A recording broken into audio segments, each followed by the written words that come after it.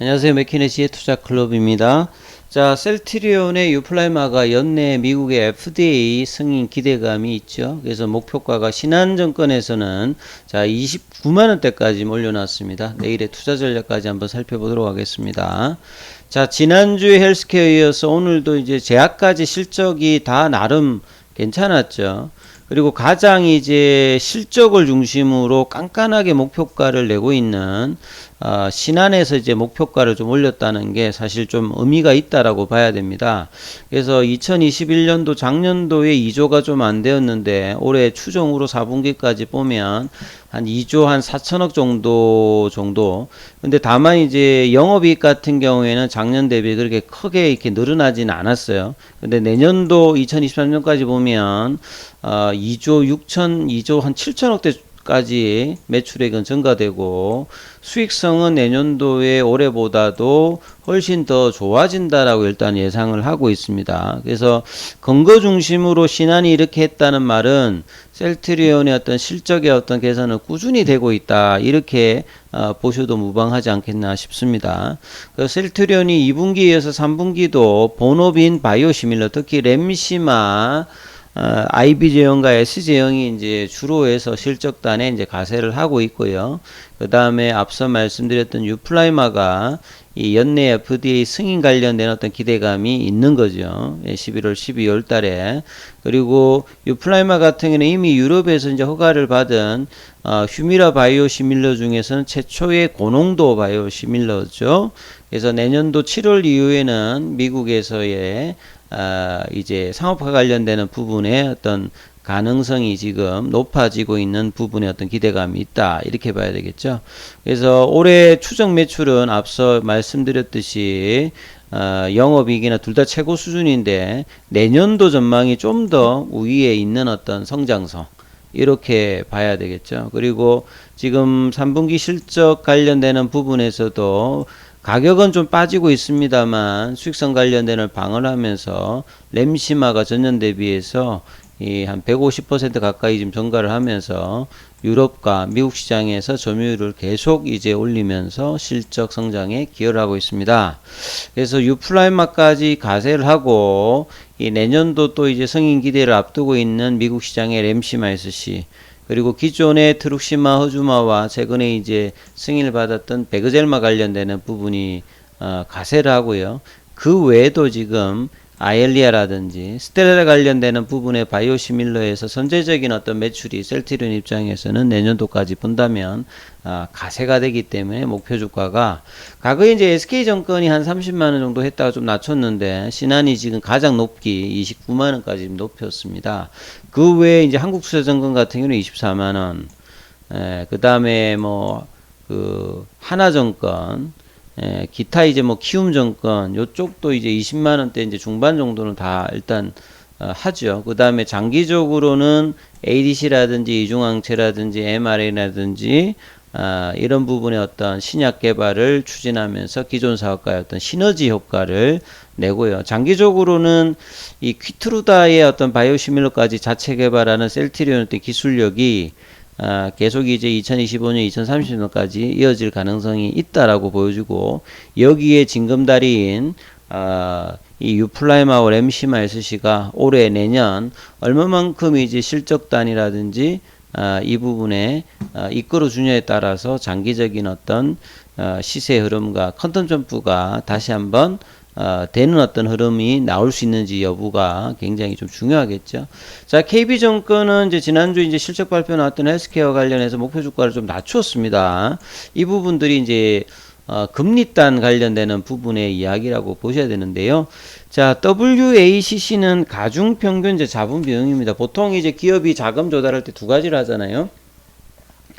주주들 입장에서 상환 의무가 없는 이제 주식으로 발행하는 부분이 있고, 이제 원금과 이자를 상환해야 되는 이제 채권이라든지 차입비를 통해서 자금 조달하는데, 주주들한테 돈을 조달하는 부분들을 전혀 비용이 없는 게 아니라 주주들 입장에서는 이제 가중평균 자본 비용으로 이 부분들을 이제 반영을 하는데요. 그래서 최근에 이제 금리단이 올라갔기 때문에 가중평균 이 자본 비용도 올라졌다. 이런 부분을 반영해서 좀 낮춘 거죠. 그러니까 거시 변수를 가지고 이제 목표 주가를 좀 낮췄던 부분인데, 그럼에도 불구하고 이제 뭐 이 김태희 연구원 같은 경우에는 이 직판 체제로 전환하면서 이제 판관비 이런 부분들이 좀 증가되지 않을까, 이런 어떤 부분이 있는데, 자, 유럽에서는 이미 직판 체계가 안정되어 있고요. 미국 쪽은 이제 사실은 대규모로 이제 영업 자원이 필요한 부분이 아니라 이 뭐 시그나라든지 이런 이제 CBS 헬스케어라든지 이런 이제 사범사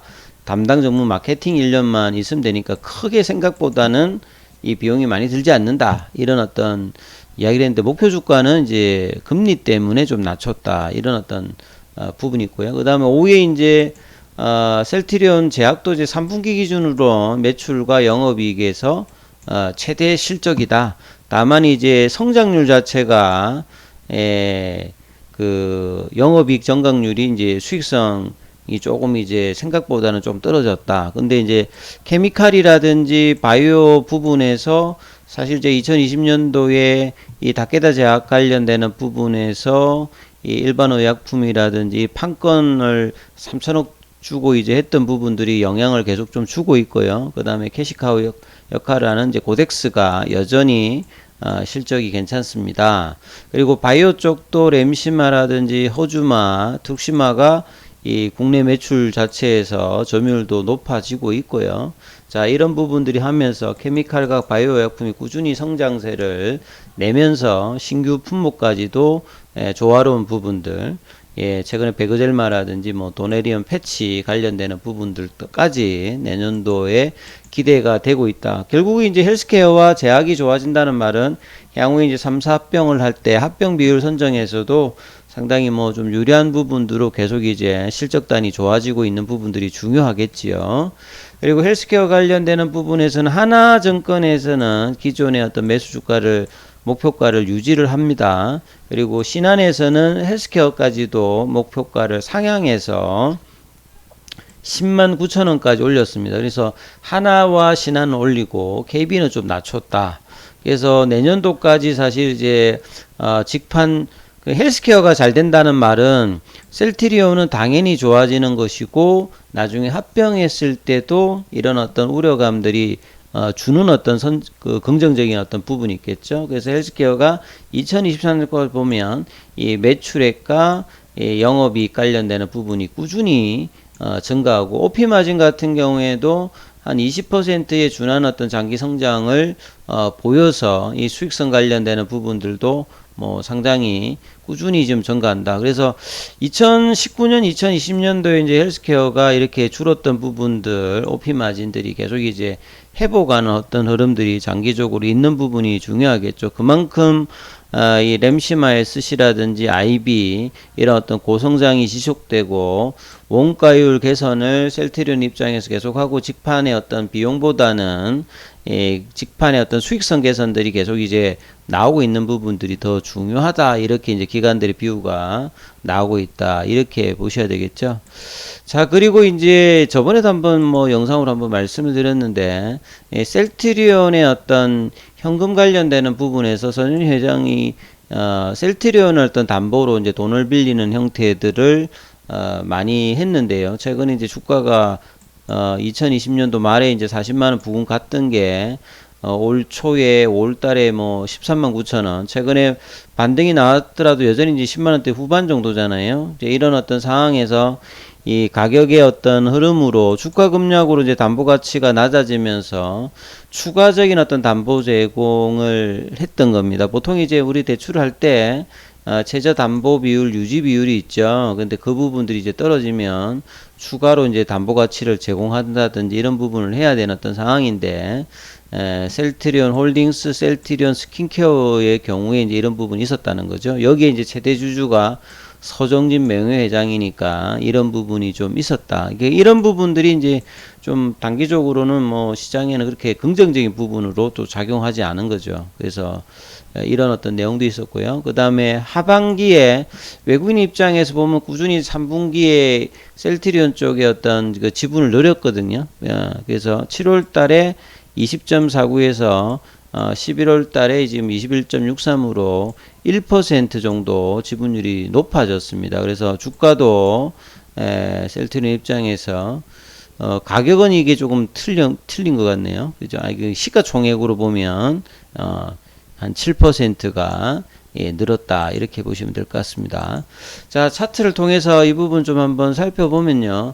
자, 오늘 시장의 어떤 대비해서 이제 장 초반에는 이제 금요일 날 분위기로 192,500원 이 흐름인데 결국은 이제 제가 이전하고 이제 다르게 좀 나오려면 반드시 185,000원에서 지지를 받아서 192,000원이 이제 상위단에 오는 의미 있는 가격인데 이걸 그냥 또 내려가 버렸어요. 그래서 결국은 확인하는 흐름을 결국은 이제 21선 부근까지 다시 또 내려갔죠. 시간에는 한 500원 정도 올라왔는데 굳이 확인은 안 해도 되는데 다시 또 올라가면서 21선 확인 흐름을 또 이번 주에 하는 흐름으로 주가가 좀 바뀌어 있습니다. 그래서 주가가 이제 지난주에 올라가서 단기로 이제 추세 전환인 일봉 이제 파라볼릭자가 이제 바뀌어 있는데요. 음봉을 맞았죠.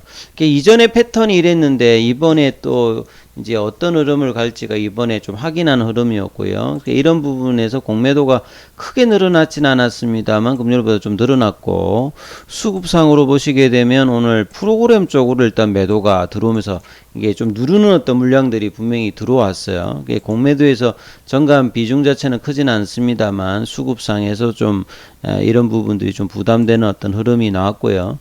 자, 외국인들 같은 경우에도 13만 주 기간 이렇게 양매도가 나오면서 개인들은 또 매수를 했습니다만 이 거래량이 터지면서 이런 부분이 났기 때문에 좀 아쉬운 부분들이 있습니다. 그리고 헬스케어 같은 경우에도 거래량이 늘면서 외국인들이 대규모로 75만 주 그 기관들도 많이 파는 모습을 또 보였죠. 그리고 이제 뭐 제약 같은 경우에도 양매도가 그러니까 모든 셀트리온 관련되는 상장 계열사에는 다 일단은 부분이 들어왔고요. 그래서 사실 이제 지난주에 좀 올라오면서 지난주에 한 5%를 주간 단위로 이제 조금 어느 정도 올라왔는데 내릴 때는 좀 아주 쉽게 내려갑니다. 수급의 어떤 부분들. 그러면서 이제 ADX 지표 자체도 뭔가 좀 반등을 하려다가 다시 또 추세가 좀 내려가는 부분이니까 이번 주에 이 부분들 21선 확인 185,000원대였던 지지 여부를 주간 단위로 확인하면서 192,000원대를 회복하는 여부가 뭐 중요한 어떤 관점으로 기술적 위치에 들어가 있다. 이 부분을 감안하시면서 투자 대응 전략 삼으시길 바라겠습니다.